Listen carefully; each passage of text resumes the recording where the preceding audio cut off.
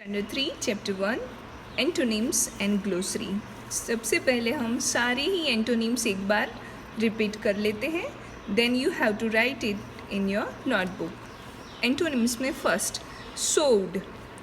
सोड मतलब बोना, रिप्ड मतलब काटना, यानी सीड को जो हम सो करते हैं मतलब बोते हैं, और रिप मतलब हम लोग जो पक गया उसके बाद उसको काटते हैं, फसल काटते हैं, उसको रिप्ड कहते हैं। तो सोड, रिप्ड।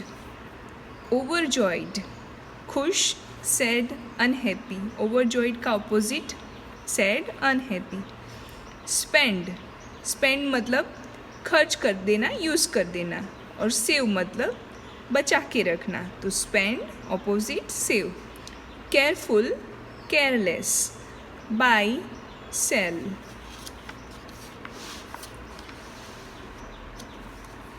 डिसअपियर का अपीयर, डिसअपियर यानी अदृश्य हो जाना, अपीयर यानी दिखना। Neglect, respect. नेग्लेक्ट मतलब ध्यान नहीं देना उसकी तरफ या उसकी केयर नहीं करना। रिस्पेक्ट मतलब उसका आदर करना।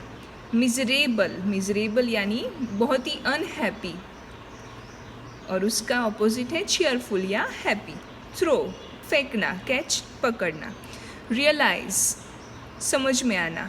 मिसअंडरस्टूड, मिसअंडरस्टैंड, नहीं समझना। तो रियलाइज का ऑपोजिट होता है मिसअंडरस्टैंड। फॉरगेट का रिमेंबर। नाउ ग्लोसरी डिस्कस कर लेते हैं, फिर वो भी आपको अपनी नोटबुक में लिखनी है। First is couple, two people who live together.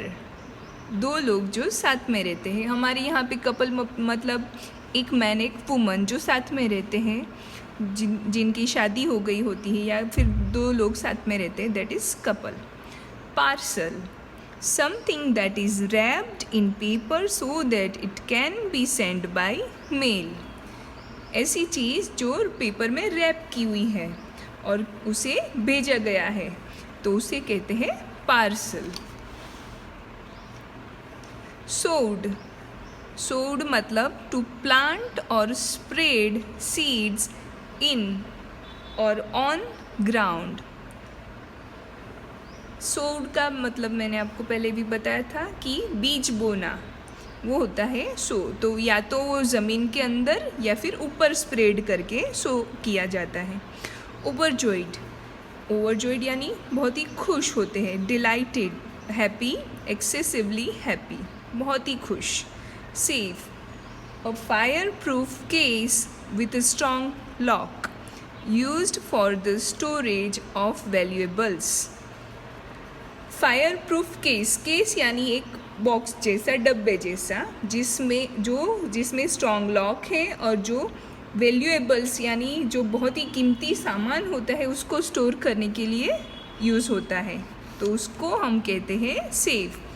हमारी लैंग्वेज में तिजोरी जो होती है उसको भी सेफ कहते हैं। विथर्ड, विथर्ड यानी ड्राइड अप एंड डेड, सूख के ख़त्म हो जाना, finished, that is withered.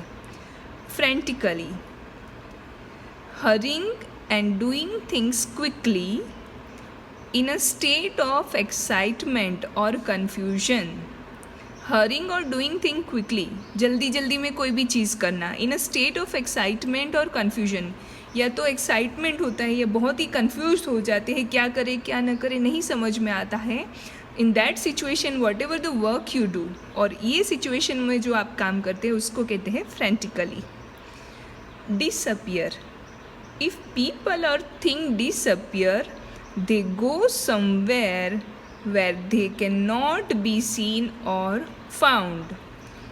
People या कोई भी चीज़ disappear होना मतलब कि वो कहीं पे भी चला जाता है जो found, not seen और found, नहीं दिखता है या नहीं मिलता है।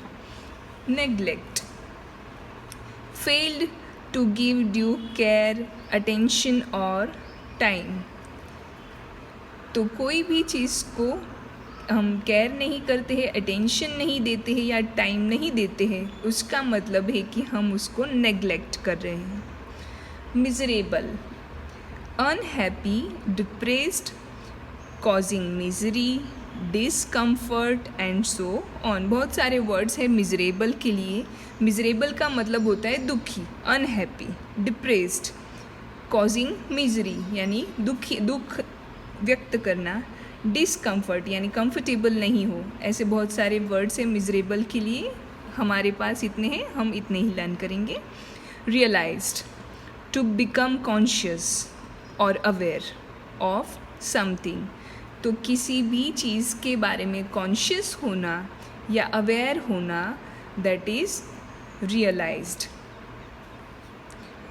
तो ये सारे ही एंटोनिम्स और ग्लोसरी आपको अपनी नोटबुक में लिख लेने हैं. That is your homework.